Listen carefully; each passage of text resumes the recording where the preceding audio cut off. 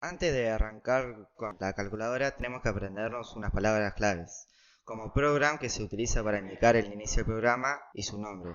Otra es uses, que se utiliza para especificar las librerías que se utilizarán en el programa. Var, que se usa para declarar variables locales dentro de un procedimiento o función. Function, que se utiliza para declarar una función que devuelve el valor. Begin, que se utiliza para indicar el inicio del bloque de código dentro de un procedimiento, o función o estructura de control.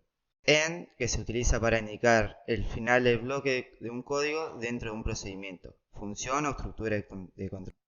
Repeat se utiliza para crear un bucle que se ejecuta al menos una vez y se repite hasta que se cumpla una condición. Until se utiliza para indicar la condición de salida del bucle repeat. Las siguientes funciones son if, se utiliza para evaluar una condición, ejecutar en un bloque de código si la condición es verdadera. Then, se utiliza para indicar el inicio del bloque de código que se ejecutará si la condición del if es verdadera. Else, se utilizará para indicar el bloque de código que se ejecutará si la condición de if es falsa. WriteLine, se utiliza para imprimir una línea de texto en la pantalla. ReadLine, se utiliza para leer una entrada de texto del usuario. Val, se utiliza para convertir una cadena de caracteres en un valor numérico. Clear Screen, se utiliza para borrar la pantalla de la consola. KeyPreset, se utiliza para verificar si una tecla del teclado ha sido presionada. Antes de programar, vamos a ver la parte lógica de la calculadora. Esta sirve para establecer variables en el código. Una calculadora funciona por las siguientes variables.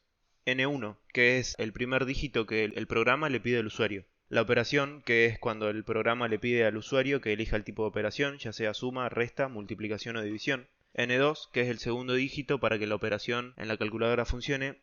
Y al fin, N3, que es el resultado. Hasta acá podemos ver que tenemos cuatro variables. Otras pueden ser ANDs, que es borrar, y por último tenemos terminar, que es para no calcular más. Los tipos de datos es para que cada variable indica cómo se almacena, por ejemplo string. También hay otra que es double, que sería aplicable para n1, n2 y n3, y es para que estos sean decimales, negativos o positivos. Luego está integer, que se utiliza para validar si el número tiene letras o no. El código se divide en dos partes, la primera que son las funciones y la segunda que es el ejecutable. Primero vamos a hablar de las funciones, las cuales nos servirán para organizar nuestro código y poder convocarlas luego en el ejecutable. Existen cuatro funciones. La primera es transformar, la cual a través de val se encarga de revisar de que no haya caracteres en la secuencia numérica que escribió el usuario. En caso de que haya, mandará un código de error. Después está oper, que similar al anterior, revisa de que se ingrese una de las operaciones posibles. En caso de que no, también le mandará un código de error al usuario. La anteúltima función es cálculo, que como indica su nombre, se encarga de, a través de condicionales, hacer la operación que eligió el usuario. Y por último tenemos si no. Como indica su nombre, revisa de que el usuario haya escrito una de las opciones posibles, sí o no. Vamos a hablar de la parte ejecutable del código. Primero se le pide al usuario la primera variable, n1, convocando la función transformar. Esto se repetirá hasta que ingrese un número válido. Luego se le pide que ingrese una operación válida. Al igual que la primera, esta se va a repetir hasta que elija una opción.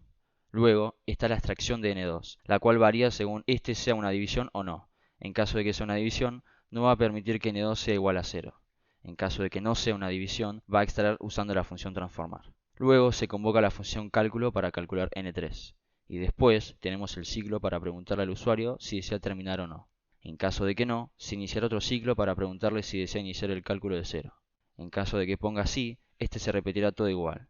En caso de que ponga no, va a reemplazar el valor de n1 por n3.